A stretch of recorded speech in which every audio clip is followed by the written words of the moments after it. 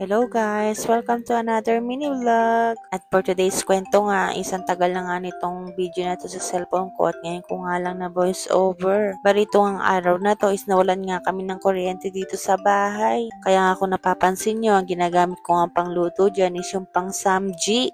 At dahil nga mabilisan luto lang yung kailangan natin at wala nga tayong kuryente, kaya naman naisipan ko na lang na maggisa nga nitong sardinas. Nagsalang na nga rin ako dyan ng sinaing para habang naghihiwa ako nitong mga gagamitin ko sa sardinas ay nakakapagluto na rin ng sinaing. Isinama ko na nga rin itong medyo mabubulok na naming mga gulay at sayang lang din naman. Nakakatawa nga at yung mga nabili ko nga sa Timo na akala ko hindi naman namin masyadong magagamit nagamit nga namin. Dahil nga rechargeable yung mga ilaw na yun kaya naman nagamit nga namin ngayong brown out. Hindi ko na nga i-explain sa inyo kung ano yung mga ginamit ko dito o mga gagamitin ko dahil alam ko naman na alam nyo na to.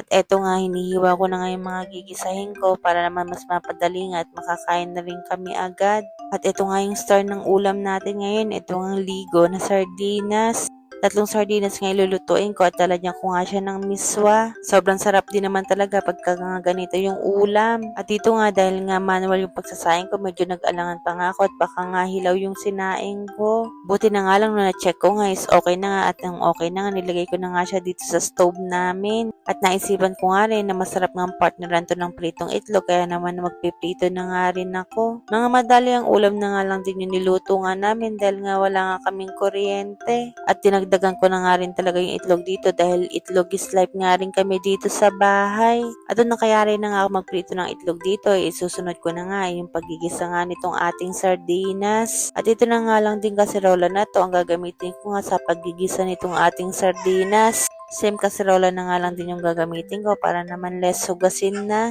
At madali lang din naman itong lutuin. Alam ko naman na alam nyo na rin pero sundan nyo na nga lang din. Isa nga itong ulam na to na talaga nga namang napakasarap. Kahit nga yung mga anak ko dito talaga namang gusto rin nila pagka ganitong ulam basta igigisa nga siya. Dahil aminin naman natin talaga naman medyo may pagkalansa nga naman itong sardinas. Kaya naman talaga kailangan mong igisa lalo na nga at may mga kakakain na bata. Pero kung ako lang, pwede ko na yan lagyan ng kalamansi lang, solve na nga iyon.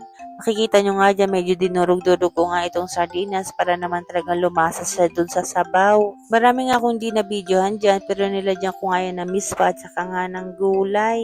Ewan ko ba kung anong nangyari, bakit wala dito sa video. Pero pagkatikim ko nga dun, silagay ko na nga yung gulay, parang hindi siya masyadong malasog. At nung okay na nga lahat, dito na nga kami kumain sa misala namin para nga maliwanag. At yun lang naman for today's video. See you on my next one. Bye!